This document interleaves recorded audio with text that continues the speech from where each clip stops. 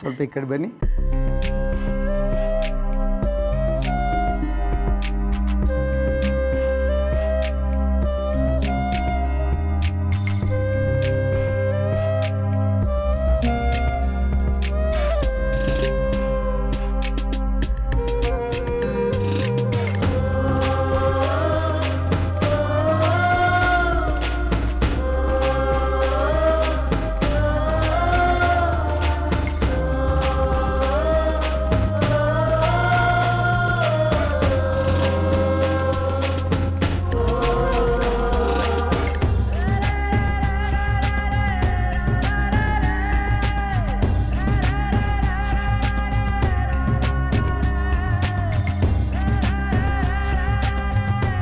ಲಕ್ಷ್ಮೀ ಅವರೇ, ನಿಮ್ಮ ಪ್ರಾರ್ಥನೆ ಆ ದೇವರಿಗೆ ಮುಟ್ಟು ಅಂತ ಕಾಣುತ್ತೆ. ನಿಮ್ಮ ಗಂಡನಿಗೆ ಪ್ರಜ್ಞೆ ಬಂದಿದೆ.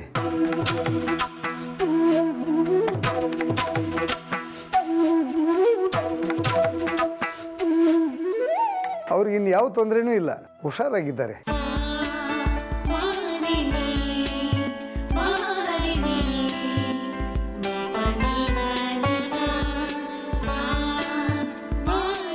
ಹಾಗಂತ ಅವ್ರನ್ನ ಈಗಲೇ ಮನೆಗೆ ಕಳಿಸ್ಕೊಡಕ್ಕೆ ಆಗೋದಿಲ್ಲ. ಒಂದೆರಡು ದಿವಸ ನಮ್ಮ ಅಬ್ಸರ್ವೇಷನ್ನಲ್ಲಿ ಇಟ್ಕೊಂಡು ಆಮೇಲೆ ಕಳಿಸ್ತೀವಿ. ನೀವೀಗ ಅವ್ರ ಜೊತೆ ಮಾತಾಡ್ಬೋದು.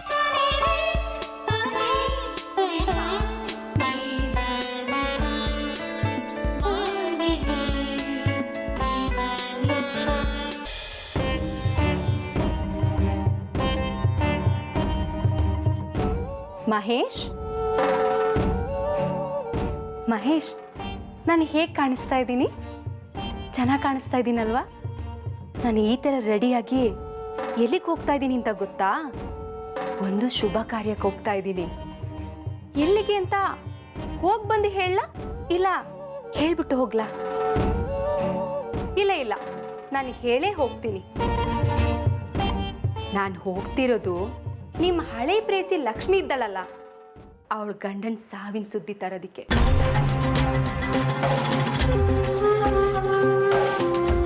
ಬೇಡವಾ? ಯಾಕ್ರಿ ಬೇಡ? ಅಯ್ಯಯ್ಯೋ, ನಾನು ಆ ಕೆಲಸ ಮಾಡಬೇಕು ಅಂತ ಆಲ್ರೆಡಿ ಡೈರಿಲಿ ಬರ್ದಾಗೋಗಿದೆ.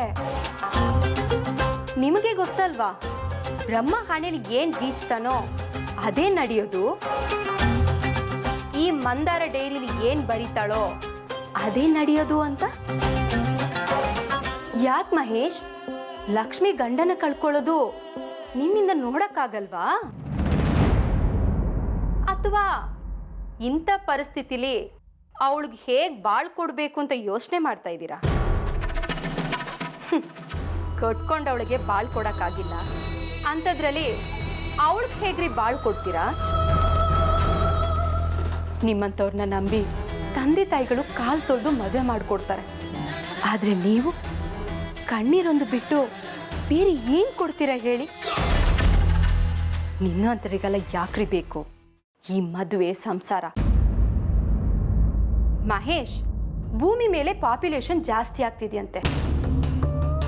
ಅದಕ್ಕೆ ಕೃಷ್ಣನಂತವರು ಬೇಗ ಬೇಗ ಜಾಗ ಖಾಲಿ ಮಾಡಿದ್ರೆ ಮುಂದೆ ಹುಟ್ಟೋ ಮಕ್ಕಳಿಗೆ ಜಾಗ ಮಾಡಿಕೊಟ್ಟಂಗಾಗತ್ತೆ. ಅದಕ್ಕೆ ನಾನು ಹೋಗ್ತಾ ಇರೋದು. ಎಲ್ಲನೂ ನನ್ನ ಪ್ಲಾನ್ ಪ್ರಕಾರನೇ ನಡೀತಾ ಇದೆ. ಇವತ್ತು ನಾನು ಅನ್ಕೊಂಡ ಹಾಗೆ ಆದರೆ ನನ್ನಷ್ಟು ಖುಷಿ ಪಡೋಳು ಬೇರೆ ಯಾರೂ ಇಲ್ಲ. ಇದನ್ನು ತಡೆಯೋದಿಕ್ಕೆ ಬೇರೆ ಯಾರಿಂದನೂ ಸಾಧ್ಯ ಇಲ್ಲ. ಯಾಕೆ ಹೇಳಿ? ಈ ವಿಷಯ ನಿಮಗೆ ಆ ದೇವ್ರಿಗೆ ಬಿಟ್ಟರೆ ಬೇರೆ ಯಾರಿಗೂ ಗೊತ್ತಿಲ್ಲ. ನೀವು ಕಾಪಾಡಬೇಕು ಅಂದರೆ ನೀವು ಎದ್ದು ಹಾಸ್ಪಿಟ್ಲಿಗೆ ಬರಬೇಕು. ಅದು ನಿಮ್ಮಿಂದ ಆಗದಿರೋ ಕೆಲಸ. ಮತ್ತೆ ದೇವರು, ಲಕ್ಷ್ಮಿ ಪ್ರಾರ್ಥನೆಗೆ ಕಣ್ ತೆರೆದಿರೋ ದೇವರು ಈಗ ಬಂದು ಕಾಪಾಡ್ತಾನ? ಅವನಿಂದನೂ ಸಾಧ್ಯ ಇಲ್ಲ.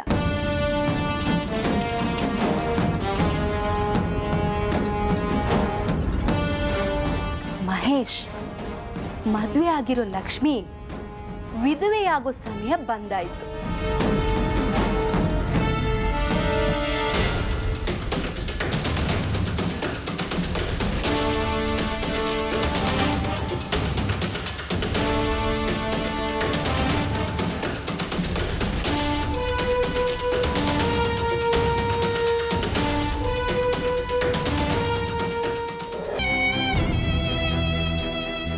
ಲಕ್ಷ್ಮಿ, ನೀನತ್ರ ನಾನು ಹೇಗೆ ತಡ್ಕೊಳ್ಳಿ ಹೇಳು? ನೀನು ಅಳೋದನ್ನು ನೋಡಿದ್ರೆ ನನಗೂ ಅಳು ಬರುತ್ತೆ.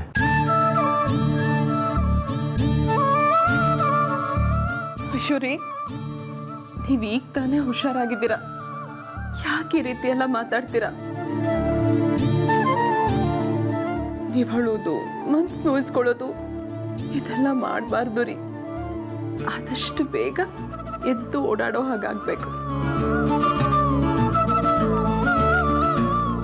ನಾನು ಆ ಥರ ಆಗಬೇಕು ಅಂದರೆ ಮೊದಲು ನೀನು ಅಳೋದನ್ನು ನಿಲ್ಲಿಸು. ಇಲ್ಲ ರೀ, ನಾನು ಅಳ್ತಿಲ್ಲ ರೀ. ಬೇಕಾದ್ರೆ ನೋಡಿ, ನನ್ನ ಕಣ್ಣಲ್ಲಿ ನೀರೇ ಇಲ್ಲ.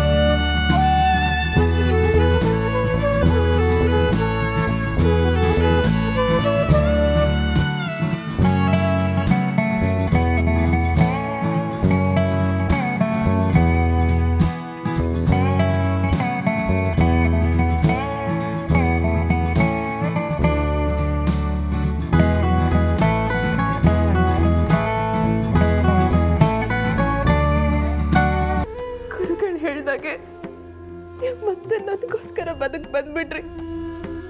ನಿಮ್ಮನ್ನ ಮತ್ತೆ ನಾನು ಕಳ್ಕೊಳ್ಳಲ್ಲ ರೀ, ಯಾವುದೇ ಕಾರಣಕ್ಕೂ ಕಳ್ಕೊಳ್ಳಲ್ಲ. ಲಕ್ಷ್ಮಿ, ನೀನು ನನ್ನ ಹೆಂಡತಿಯಾಗಿ ಸಿಕ್ಕಿರೋದೆ ನನ್ನ ಪುಣ್ಯ. ಇಲ್ಲ ರೀ, ನೀವು ನನ್ನ ಗಂಡನಾಗಿ ಸಿಕ್ಕಿರೋದು ನನ್ನ 7 ಜನ್ಮದ ಪುಣ್ಯ. ಆದ್ರೆ ನೀವು ನಂಗೊಂದು ಮಾತು ಕೊಡ್ಬೇಕು.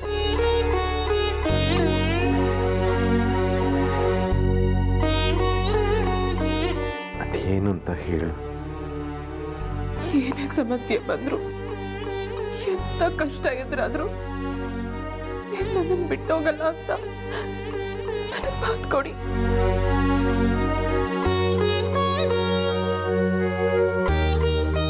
ಹೇ ಲಕ್ಷ್ಮಿ,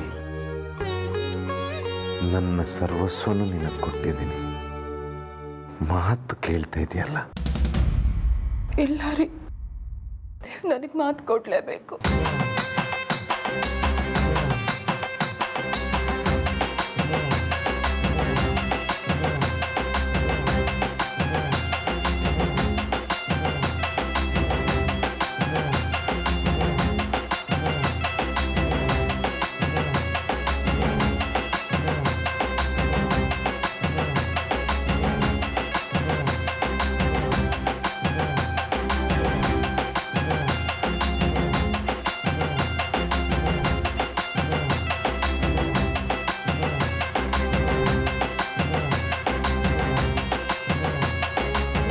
ಲಕ್ಷ್ಮಿ, ನಿನ್ನ ಈ ಕೈ ಹಿಡಿದು ಕರ್ಕೊಂಡು ಬಂದಿದ್ದೀನಿ.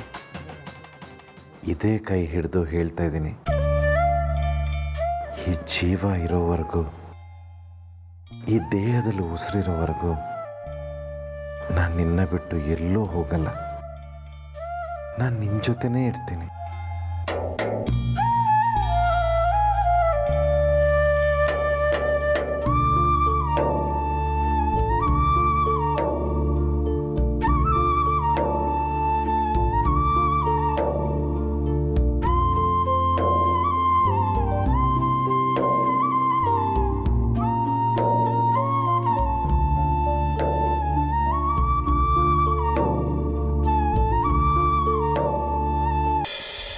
ಎದ್ದೇಳಿ ಮಹೇಶ್, ನಿಮ್ಮಿಂದ ಆಗತ್ತೆ. ಎದ್ದೇಳಿ.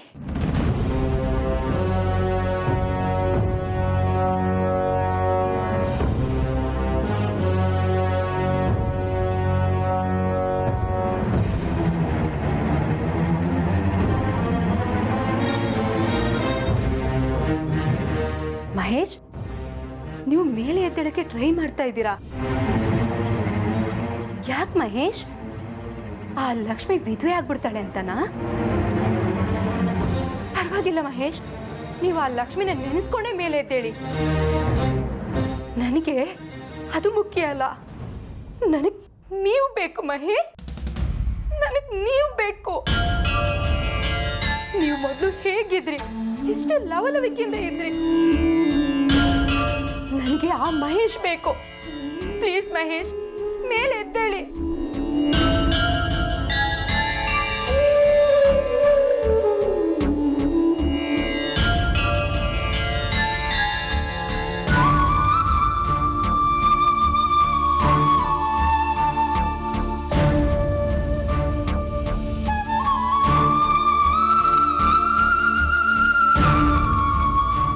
ಮಹೇಶ್, ನಾನು ಎತ್ಸಿದ್ರೆ ಮೇಲೆ ಕೇಳಲ್ಲ, ಆ ಲಕ್ಷ್ಮಿನ ನೆನೆಸ್ಕೊಂಡ್ರೆ ಮೇಲೆ ಎದ್ದೇಳ್ತೀರಲ್ವಾ? ಹಾಗಾದ್ರೆ ನಾನು ಈಗಲೇ ಹೊರಡ್ತೀನಿ. ಆ ಲಕ್ಷ್ಮಿ ಗಂಡನ ಪ್ರಾಣ ತೆಗೆದು ನಿಮ್ಮನ್ನ ಮೇಲೆ ಎದ್ದೇಳಿಸ್ತೀನಿ. ಮಹೇಶ್, ಇವತ್ತು ಲಕ್ಷ್ಮಿ ಸಿಂಧೂರ ಅಳಿಸೋಗೋದಂತೂ ಕನ್ಫರ್ಮ್.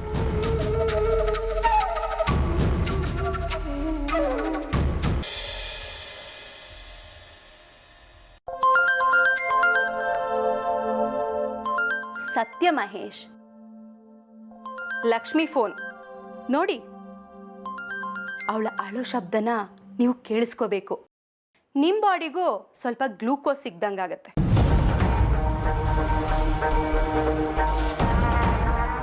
ಲಕ್ಷ್ಮಿ, ನಿನಗೆ 100 ವರ್ಷ ಆಯಸ್ಸು ಕಣೆ. ಯಾಕೆ ಹೇಳು? ನಾನೇ ನಿನಗೆ ಫೋನ್ ಮಾಡಬೇಕು ಅಂತ ಅನ್ಕೊಂಡೆ, ಅಷ್ಟರಲ್ಲಿ ನೀನೇ ಫೋನ್ ಮಾಡಿದೆ. ನನಗೆ ಮಾತ್ರ ಅಲ್ಲ ಮಂದಾರ, ನನ್ನ ಗಂಡನಿಗೂ 100 ವರ್ಷ ಆಯ್ಸು ಕಣೆ.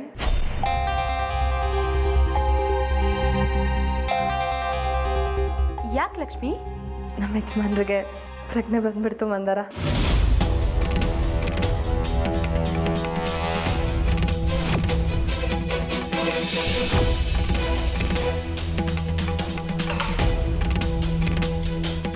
ಏನು ಹೇಳ್ತಿದ್ದೆ ಲಕ್ಷ್ಮಿ? ಡಾಕ್ಟ್ರು ನಿಂಗೆ ಸ್ವಲ್ಪ ಸಮಾಧಾನ ಆಗಲಿ ಅಂತ ಹಾಗೆ ಹೇಳಿರ್ತಾರೆ ಅಷ್ಟೇ. ನೀನು ಒಳಗಡೆ ಹೋಗಿ ನೋಡೋವರೆಗೂ ಅವ್ರ ಮಾತನ್ನ ನಂಬೇಡ. ಅಯ್ಯೋ ಇಲ್ಲ ಮಂದಾರ, ನಮ್ಮ ಯಜಮಾನ್ರಿಗೆ ಪ್ರಜ್ಞೆ ಬಂದಿದ್ದು ಆಯಿತು, ಅವ್ರು ನನ್ನನ್ನು ನೋಡಿದ್ದು ಆಯಿತು, ನಾನು ಅವ್ರ ಜೊತೆ ಮಾತಾಡಿದ್ದು ಆಯಿತು.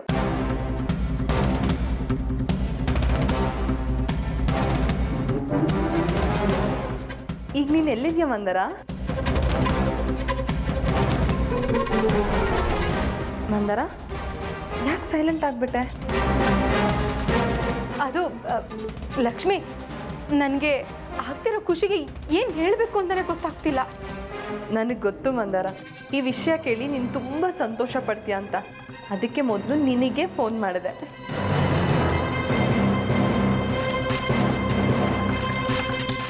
ಸರಿ ಲಕ್ಷ್ಮಿ, ನೀನು ಫೋನ್ ಇಡು, ನಾನು ಈಗಲೇ ಹಾಸ್ಪಿಟ್ಲಿಗೆ ಬರ್ತೀನಿ.